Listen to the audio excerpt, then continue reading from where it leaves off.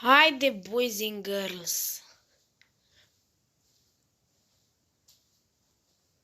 Hai că am început și cu Five Nights at Freddy's 3, pentru că vreau să termin această poveste handicapată și extenuantă care mi-a dat durere în cur pentru 2-3 ani.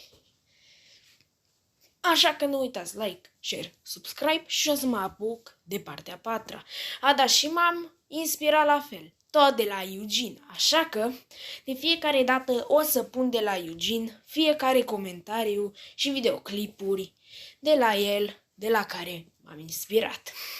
Așa că să nu uitați, pentru că noi ne vom axa pe toată povestea Five Nights at Freddy's 3. Aoleo, dar tâmpiți mai sunteți, bă, frații mei. Bă, ăsta-i fată, nu băiat. Și pe bune, la Eugene l-au bombardat. Pixelul ăsta, ți se pare ca un băiat? E doar o fată care plânge. Da.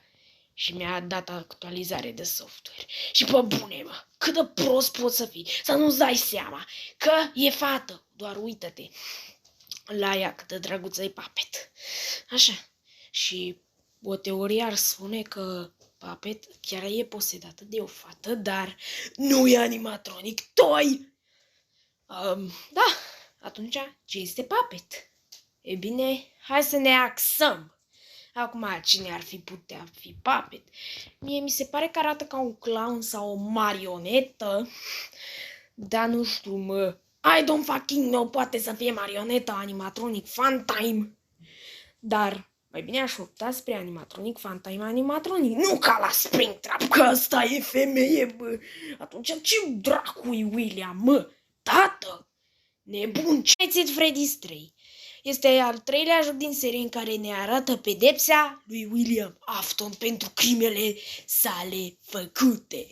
Așa merge. Jocul a apărut pe 3 martie 2015 pe platforma Steam. Dar la Five Nights at Freddy's 3 este ceva mai special. Este făcut de Steam, Greenlight. Greenlight este o platformă care îți face nu știu ce, te face jocul mult mai popular, așa că lumea a votat, devenind Five Nights at Freddy's 3 primul joc Greenlight. Acest lucru făcând FNAF-ul popular și comunitatea pe care o cunoaștem noi în ziua de astăzi. Și de asta Scott nu se va opri, iar trailerul a fost lansat pe 26 ianuarie 2015. Adică please vote on Greenlight Steam. Deci, ăștia au câștigat.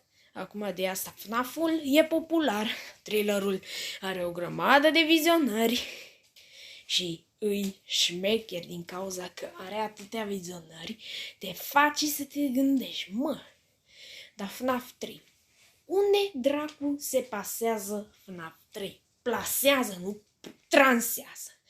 Springtrap. Uită-te doar la el. Arată ca un animatronic stricat. Alături de Shadow Freddy care apare. Deci se pare că avem doi prietenași vechi din franceză și ne arată scena morții. Și să nu vă aud că spring înseamnă primăvară. Boys and girls.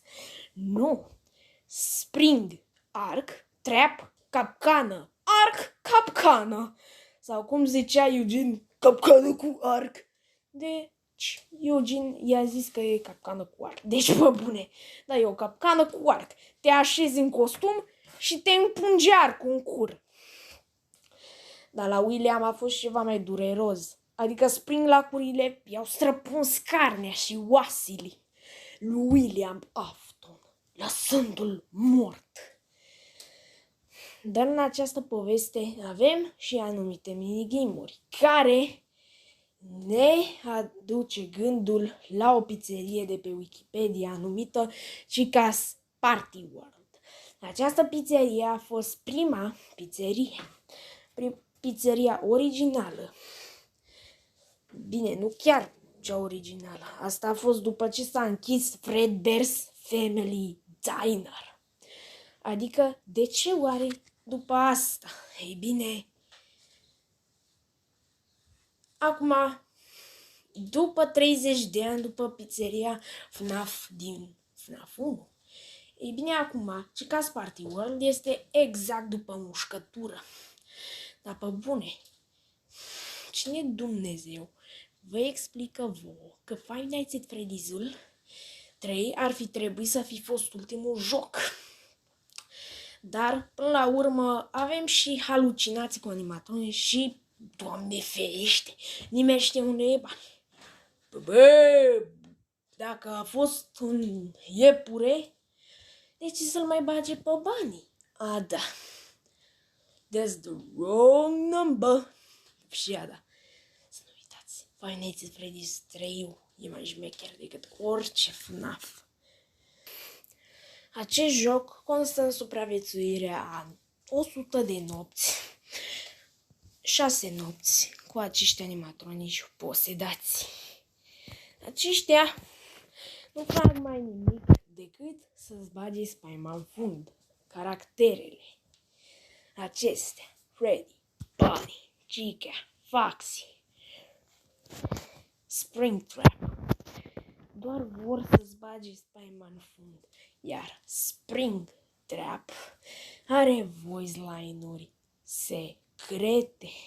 Help me! Ajută-mă să scap din pizzerie. Probabil și de asta a dat foc la local, ca să scape din local. Vrând să scape, l-a luat nebuneala și a dat foc la pizzerie. Asta ducând la deteriorarea sa, deteriorarea Springtrap, care l-a făcut să moară. Și aceștia ar fi cam toate fantomele din FNAF 3, inclusându-l pe Phantom Foxy și pe Springtrap.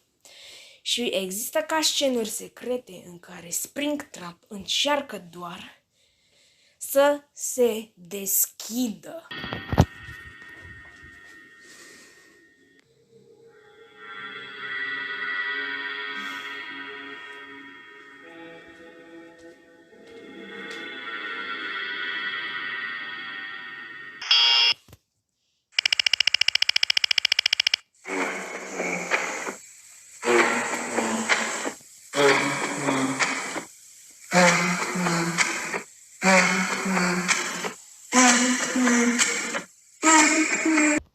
Destul de trist, nu? Păi, acesta ar fi fost episodul Boys and Girls. Eu am fost DJ, toate cele bune, ne vedem la FNAF 4. Dar pe bune, să vă întreb o întrebare. Cum Dumnezeu a devenit un joc blestemat? Pardon, nu joc blestemat, vreau să mă refer că Springtrap poate să te jumpschereze ori în ventilație, ori la ușă, dar nu te atacă, vrând să-și ceară ajutorul, să plece din Fazbear Fry. A, da, noi jucăm cu Michael Afton, etcă, el e William Afton. Da, unii animatronici Phantoms sunt de fapt animatronici reali. Deci, cam a fost episodul, fraților, eu am fost DJ, toate cele bune, ne vedem data viitoare.